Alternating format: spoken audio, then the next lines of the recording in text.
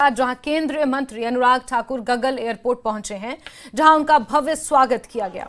अनुराग ठाकुर को हमीरपुर संसदीय सीट से एक बार फिर भाजपा ने अपना उम्मीदवार बनाया है और ये लिस्ट जारी होने के बाद अनुराग ठाकुर का ये पहला हमीरपुर का दौरा है और गगल एयरपोर्ट वो पहुंचे, जहां उनका जोरदार स्वागत हुआ।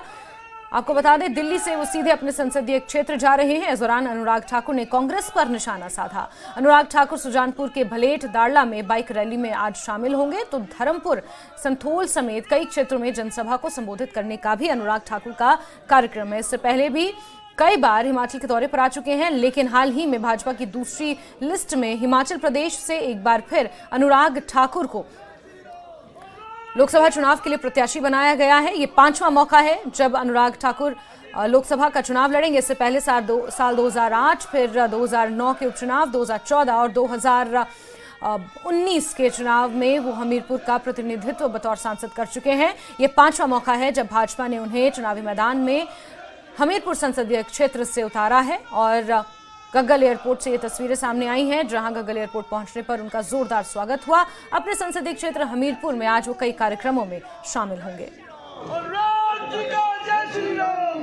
मैं सबसे पहले तो आभार प्रकट करता हूं माननीय प्रधानमंत्री जी का, माननीय गृह मंत्री जी का, माननीय राष्ट्रीय अध्यक्ष जी का, जिन्होंने और सारे भारतीय जनता पार्टी के केंद्र और प्रदेश के नेतृत्व का, जिन्होंने एक बार फिर विश्वास दिलाया है और फिर चुनाव लड़ने का अवसर दिया है।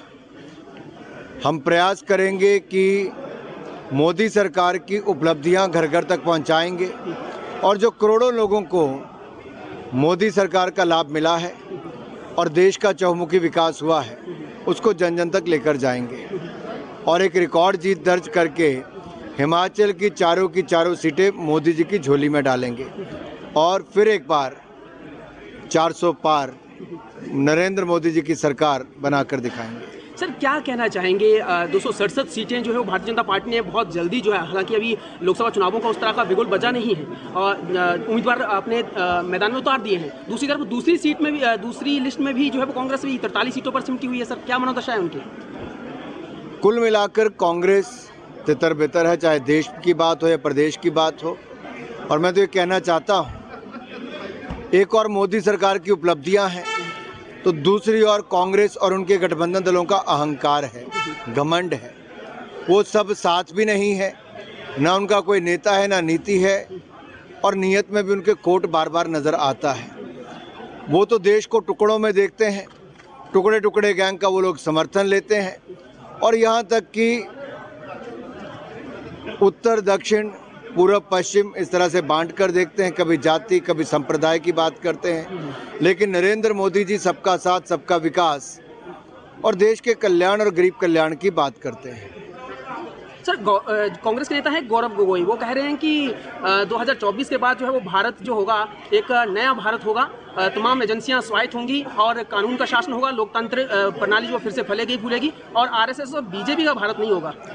देखिए, जो संवैधानिक संस्थाओं में विश्वास नहीं रखते 60 साल राज करने के बाद भी, वही कांग्रेस पार्टी जो हर चीज़ पर प्रश्न चिन्ह खड़ा करती है। जनता ने उनको 2014 में भी उतनी सीटें दी कि उनका प्रतिपक्ष का नेता नहीं बन पाया। 2019 में भी उनको उतनी कर ही सीटें मिल पाई कि उनका प्रतिपक्ष का नेता नहीं बन पाया और अब की बार भी पहले से कम सीटें कांग्रेस को मिलेंगी, गठबंधन दल को। और उसका बड़ा कारण है कि उनकी नकारात्मक राजनीति और ये नकारात्मकता ही उनकी कहीं ना कहीं उनको पीछे लेकर जा रही है। उनके पास विकल्प नहीं है कि कौन सा मॉडल वो देश के सामने पेश करें। जहां जहां कांग्रेस ने बड़े बड़े वायदे किए थे उतने झूठे दिखते नजर आए, उतनी उनकी गारंटियां फेल हुई। देश में एक ही गारंटी चलती है, मोदी की गारंटी। और चलिए सीधे रुख करते हैं विचित्र का। इसी खबर पर ज्यादा जानकारियों के साथ हमारे साथ जुड़ गए हैं विचित्र। पहली बात तो ये कि भाजपा ने 5वीं बार अनुराग ठाकुर को अपना उम्मीदवार बनाया है हमीरपुर संसदीय क्षेत्र से। दूसरी बात ये कि जब आपने अनुराग ठाकुर से बातचीत की तो काफी कॉन्फिडेंट वो नजर आए, कांग्रेस पर भी उन्होंने जमकर निशाना साधा, अपनी जीत को लेकर काफी आश्वस्त वो नजर आए। और आज किस तरह से उनका कार्यक्रम रहने वाला है, किस तरह से उनका पूरा शेड्यूल यहाँ से रहेगा विचित्र?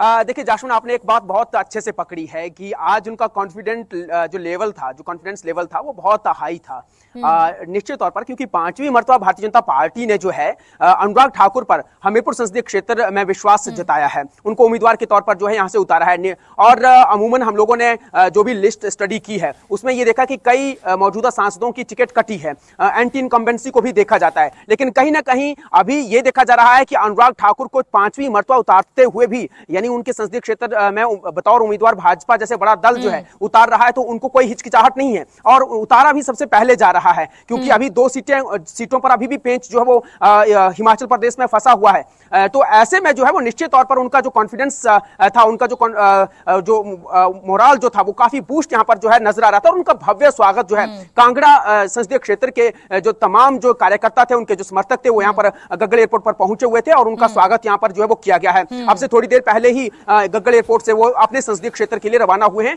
देहरा में वो सबसे पहले जो है वो जाने वाले हैं, वहां पर जो है जनसभा वहां पर करने वाले हैं। और ठीक इसी तरह से सिलसिलेवार फिर वो सुजानपुर में भी जो बाइक रैलियां होने वाली है वहां पर भी वो जाने वाले हैं, धर्मपुर में वो जाने वाले हैं और हमीरपुर संसदीय क्षेत्र की पॉकेट्स में अलग अलग जगहों पर जो है वो जाएंगे। और वहां पर जाकर जिस तरह से हमारी ओर से जो सवाल उनसे पूछे गए हैं कि क्या चुनौती मानते हैं इस बार चुनावों में, तो उन्होंने बिल्कुल ये इन सब बातों से इनकार कर दिया कि कोई चुनौती नहीं है। इस बार जो है न केवल वो अपनी सीट जीतेंगे बल्कि पूरे हिमाचल प्रदेश की चारों सीटें भारतीय जनता पार्टी जीतेगी। इतना ही नहीं, देश में भी, दिल्ली में भी वो 400 से पार जाएंगे। और उन्होंने ये भी दोहराया कि किस तरह से जो है कांग्रेस पार्टी की जो नकारात्मक राजनीति है, उनके पास कोई मॉडल नहीं है, उनकी जो गारंटियां थी उनको भी जनता ने नकार दिया है। साल 2014 में भले ही प्रदेश में कांग्रेस की सरकार थी, लेकिन साल 2014 में असर क्या हुआ, यहां पर चारों की चारों सीटें जो है वो भारतीय जनता पार्टी की झोली में गई। 2019 में कुछ ऐसा ही देखने को मिला और अभी इस बार भी जो है वो पूरी तरह से आश्वस्त हैं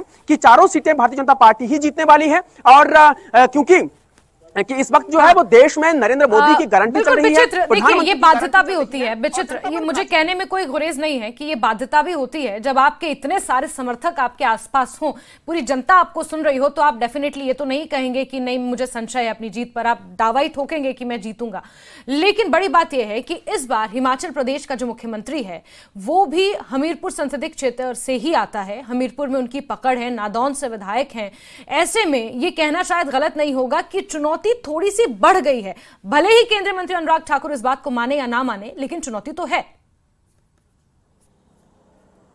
देखिए, यहाँ एक और बात जो है वो जांचना बड़ा लाजमी है या उस पर नजर डालना जो लाजमी है कि हमीरपुर के खुद का जो विधानसभा क्षेत्र है वहां पर क्या हालात हैं, वहां के विधायक क्या कर रहे हैं आज की तारीख में। सुजानपुर से कांग्रेस पार्टी के विधायक आज की तारीख में क्या कर रहे हैं, राजेंद्र राणा। बाकी रही कुल मिलाकर सारी बातें तो सभी जानते हैं कि मुख्यमंत्री कितना वक्त जो है वो हमीरपुर में दे पा रहे हैं। ये बहुत सारी बातें हैं, हम उस पर नहीं जाना चाहते हैं। लेकिन हाँ, क्योंकि अनुराग ठाकुर का जिस तरह से कद भारतीय जनता पार्टी में बढ़ता जा रहा है, जिस तरह से समर्थक उन पर विश्वास जता रहे हैं, इनफैक्ट यहां तक कहा जा रहा था कि अनुराग ठाकुर जो है इस बार हमीरपुर से नहीं बल्कि कांगड़ा संसदीय क्षेत्र से उनको जो है वो उतारा जाए। इस तरह की मांग जो है, इस तरह की डिमांड जो है वो यहां से चलनी शुरू हो गई थी। जबकि हमने ये सवाल जब उनके समक्ष टॉस किया तो उन्होंने कहा कि देखिए, कांगड़ा में बहुत सारे नेता हैं जो कि भारतीय जनता पार्टी की अगुवाई यहां से कर सकते हैं, तो वो हमीरपुर संसदीय क्षेत्र में खुश हैं। तो कहीं ना कहीं वो आश्वस्त हैं कि हमीरपुर संसदीय क्षेत्र में उन्होंने कितनी पकड़ बनाई है। उन्होंने ये भी कहा है कि हमीरपुर संसदीय क्षेत्र में उन्होंने जिस तरह से करोड़ों की सौगातें दी हैं बतौर केंद्रीय मंत्री और बतौर सांसद, वो भूतों न भविष्यवती है, क्योंकि करोड़ों का बजट जो है उन्होंने रेल लाइन के लिए दिया है। करोड़ों का बजट जो है उन्होंने यहाँ की जो प्राचीन विरासतें हैं, धरोहरें हैं, जैसे कि गल्ली प्रागपुर पूरे हिंदुस्तान का सबसे प्राचीन यहाँ पर विरासती गांव माना जाता है, तो उस ऐतिहासिक गांव के लिए उन्होंने करोड़ों की सौगात अभी हाल फिलहाल में दी है। सड़कों का जाल बिछाया है, तो बहुत सारी बातें उनको गिनवाने के लिए हैं। तो निश्चित तौर पर वही बातें जो है कहीं ना कहीं जो है उनको यहाँ अपने संसदीय क्षेत्र में जो है बड़ा नेता बनाती है, क्योंकि लंबा अरसा हो गया है, 4 मर्तबा वो इस संसदीय क्षेत्र की अगुवाई कर चुके हैं केंद्र में, और केंद्र में भी उनका एक अपना कद है, फुल फ्लैश वो पूरे यूनियन मिनिस्टर हैं। तो निश्चित तौर पर ये अपने आप में एक बहुत बड़ी बात हो जाती है। पूरे देश में युवा नेता के तौर पर उनकी पहचान है। खेल महाकुंभ जैसे बड़े बड़े खेल वो करवा चुके हैं और बतौर खेल मंत्री उन्हीं का ये जो लोकप्रियता जिसका आप जिक्र कर रहे हैं और भारतीय जनता पार्टी में केंद्र में उनका एक महत्व होना, उनका एक कद होना, ये कहीं ना कहीं हिमाचल के लिए भी गर्व की बात है।